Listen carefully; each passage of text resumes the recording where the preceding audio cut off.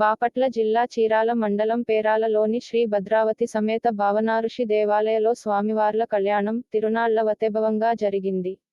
అనంతరం స్వామివార్లతో రథోత్సవం నిర్వహించారు. రథోత్సవంలో భక్తులు పెద్ద ఎత్తున పాల్గొని రథాన్ని లాగటానికి ఉత్సాహం చూపారు.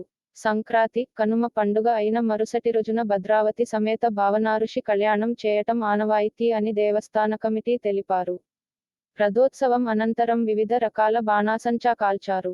ఎటువంటి అవాంఛనీయ సంఘటనలు జరగకుండా పోలీసులు భారీ బందోబస్తు నిర్వహించారు.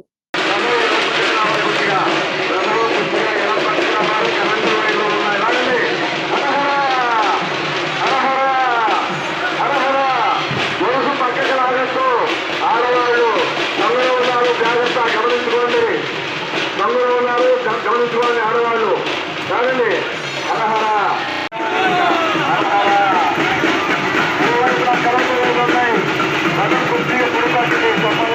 బలవంతంగా వాడద్దు.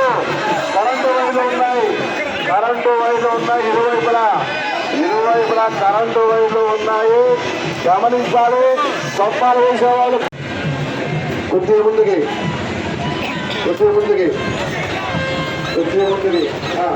ఇప్పుడు